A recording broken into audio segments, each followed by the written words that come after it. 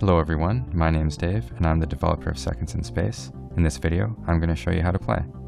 So we're going to go New Game, Difficulty. So as you can see, there's a wide range of different difficulty levels and they vary from more casual to more intense. So let's say you're looking to relax after a long day, there's difficulty levels for you. Or if you want to push your units to their limits, that exists as well. So I've selected Beginner. Next, Map Select. So as you can see, there's a wide range of different layouts. Some are shorter, so for example here. Some are longer, so normal. So normal is about twice as long as short. Some are more straightforward, so for example crossing. That's very straightforward and that's a good beginner map. Some are more complex, so for example Trident. If you're new to the game, you might want to start on Crossing because it's a good beginner map. And since this is a how to play video, that's what I'm going to choose. So, on the star map in front of you, there are start points. So if this particular map here, and possible exit points with this particular map here and here. All points are hidden until unlocked, except for the start points. So you can see the start points here. We can see what's there. Unknown, unknown, unknown, because we haven't unlocked these points just yet. And the possible exit points. So each map has a fixed layout, but it's randomly set up.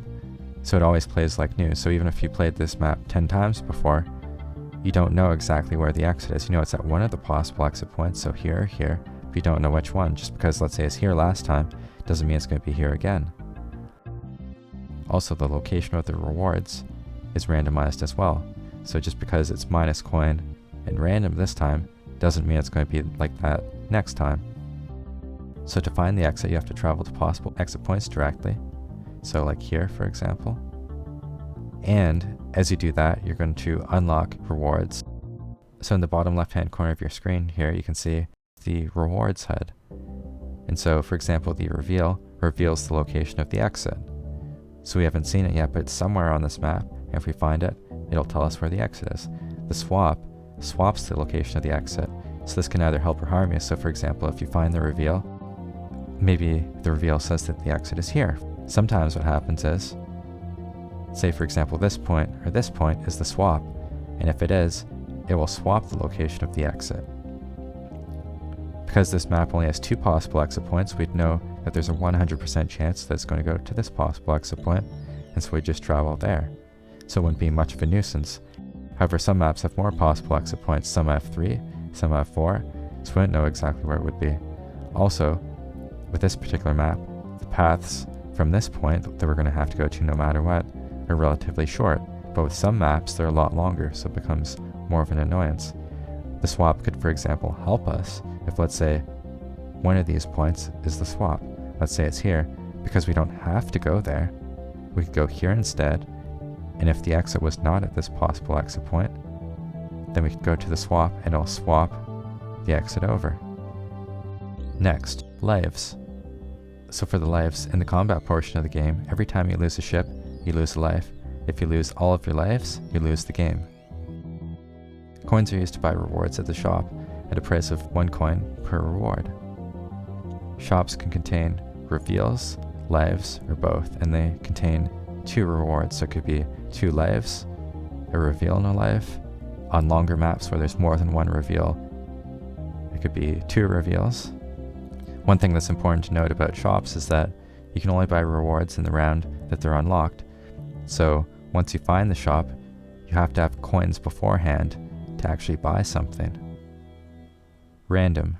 It can contain any of the rewards except for the shop, so any of these. The top HUD. So here, this is the difficulty level that we've selected, beginner. Rounds, because we haven't gone anywhere yet, 0. Lives, in this case we have 5, based off of the difficulty level and length of the map, and coins you always start off with 0. So we can either go to this point or this point, so we have a choice between a minus coin and a random. With the minus coin, if we had a coin we'd lose it, but we don't have any coins so we can't lose any. With the random, it could be, again, any of the rewards except for the shop. So one thing you want to look for at the beginning, the reveal or a coin, because the reveal will reveal the location of the exit, or the coin could potentially find a shop and buy the reveal from the shop if it's there. Also, at the beginning of the round, you already have a lot of lives, so there might actually be a life at the random. And if there is, that's nice, but we don't really need it all that badly right now. Also, one thing you'll notice is that both of these points are connected to this point, so if we were to unlock either this point or this point would become discovered, and it would mean that we'll be moving closer to the possible exit points. So both these points are the same in that regard, but we'll unlock a different reward if we go here versus here. In this case, we're going to go to the random. So this is the combat portion of the game, and you can see these ships just warped in. These are your ships. To win, what you have to do is use your ships to attack and destroy the turrets on the enemy space station here. So these are the turrets. This red circle represents the range of both your ships and the turrets. One thing you'll notice about your ships is that there's markings on them. One line, one line, one line, two lines, two lines, two lines. The turrets have the same thing as well. One line, one line, one line, one line, two lines, two lines, two lines, two lines. Your ships deal extra damage to turrets of the same group type, so your Group 1 ships will deal bonus damage to the Group 1 turrets, and your Group 2 ships will deal bonus damage to the Group 2 turrets.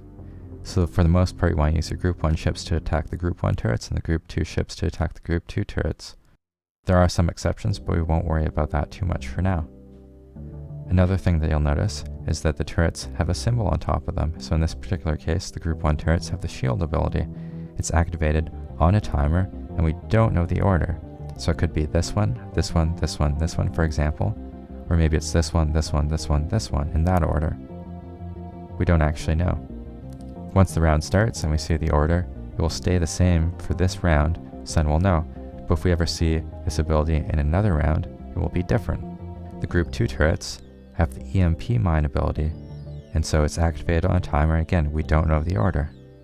These release slow-moving projectiles, and if they hit any of your ships, they'll EMP them, meaning that they will be unable to move or attack for a period of time until they recover.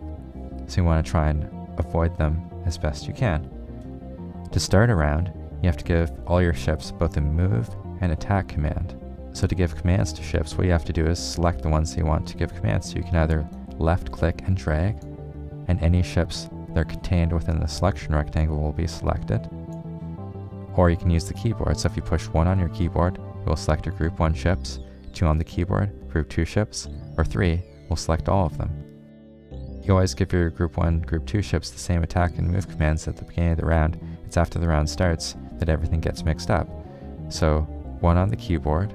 To give a move command, you right click and drag, and that will tell your ships to move along the line, spaced equally. 2 on the keyboard, right click and drag. For the attack command, click 1 on the keyboard to select the Group 1 ships. Click the first turret, and you always attack the first turret. 2 on the keyboard for the Group 2 ships. Click the first turret. So in this particular case, it looks like the shield activated on the first Group 1 turret. So we didn't know the order beforehand, but it's important to switch what turret we're attacking as best as we can. And then because the shield activated on that other turret, we have to switch again. The other turret we're attacking is just activated, so we're going to have to switch it again. Also, the EMP mines are being released, so we have to try and avoid them as best as we can. Looks like that ship just got EMP'd, so it can no longer attack or move. Also, it's important to constantly move low health ships out of the attack range of the turret so that they'll select a new target, and then move the ship back in so it can still deal damage.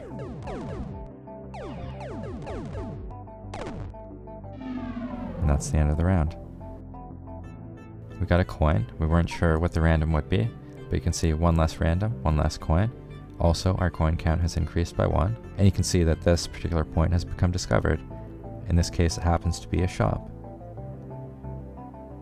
So we have an option minus coin or shop. If we go to the shop, these points will become discovered, and we'll get closer to the possible exit points. If we go here, we'll lose our coin, we won't get anything for it, and because this point's already been discovered, we're not going to get any further ahead. So I think it's very obvious that we want to go to the shop.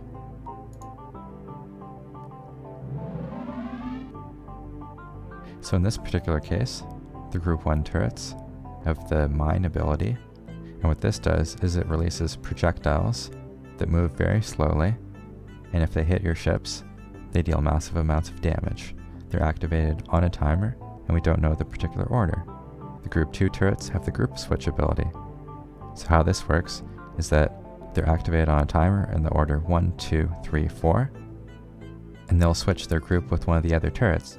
So for example, when this one gets activated, it could switch with, say, this turret or this turret. So either its group type will stay the same or change, and you'll have to switch what turret you're attacking with your ships accordingly to make sure that you get your bonus damage. So we're going to click 1 on the keyboard to select the Group 1 ships, right-click and drag, click the first turret, 2 on the keyboard, right-click and drag, click the first turret.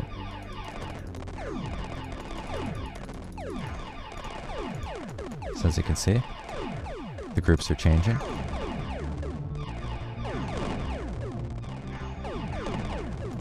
And I'm going to target as much as I can the original Group 1 turrets,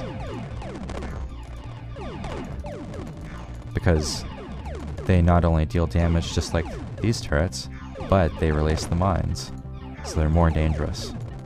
So the quicker we can get rid of them, the better.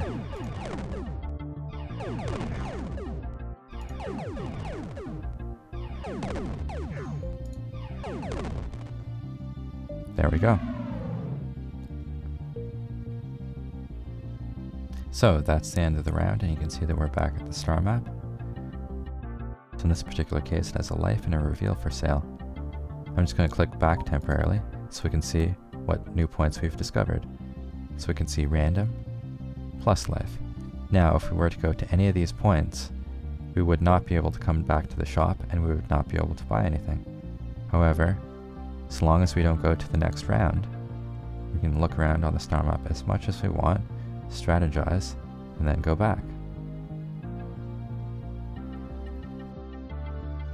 Since the shop has the reveal, and we already have a lot of lives aren't really all that valuable at the moment, but the reveal, because we don't know where the exit is, it is valuable. So I'm going to click the reveal. And you can see it's revealed the exit as being here. So now we know that we want to travel to this possible exit point. Now we have to make a decision between random and life. Since the random can be any of the rewards except for the shop, it could be the swap, which would swap the exit on us. Usually you don't want to go there. However, in this case it wouldn't necessarily be that big of a deal because we'd know that the exit is going to be here. It'll be the same distance for us regardless. But that doesn't really get us any further ahead. It could be the minus life, which means we'll lose a life. That's not very helpful either, is it? Plus life, because we know there was a life at the shop and the other life is here, it's not going to be the plus life because those 2 lives are already accounted for. Minus coin, we already know it's there. Plus coin, because we've already gone to the shop, coins no longer have any value because there are no more shops to go to on this map. So overall in this case, the clear decision is to go to the life. So in this case, the Group 1 turrets have the damage circle ability. It's activated on a timer, and we don't know the order. So what'll happen is a projectile that looks like this will get launched in a random direction, and if it hits any of our ships, it'll deal massive amounts of damage to them. For the Group 2 turrets, they have the purple bolt ability. It's activated by damage, and it's only activated one time, which means when the turrets are destroyed. The purple bolts are a projectile that do lots of damage to your turrets if hit, so you want to try and avoid them as best you can. So to start the round, 1 on the keyboard, right-click and drag, click the first turret, 2 on the keyboard, right-click and drag, click the first turret.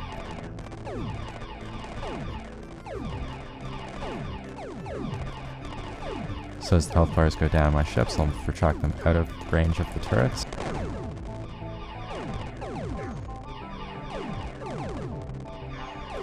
I'm constantly trying to dodge the projectiles as best I can.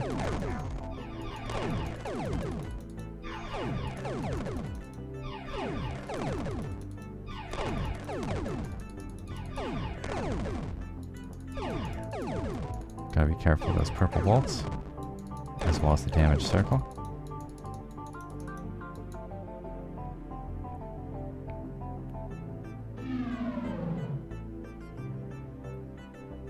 So, now we have a life. As you can see, this point has become discovered. We know it's the plus coin. Because no shops are left, it has no value. However, it'll get us closer to the exit. However, I think this is a good point to stop, and that's a pretty good explanation of the game overall. I'll be making some Let's Play videos that show the different maps and difficulty levels to help give you an even better idea of how to play. Well, I hope you enjoyed that. Don't forget to like, share, and subscribe, and I'll see you in the next video. Thanks for watching.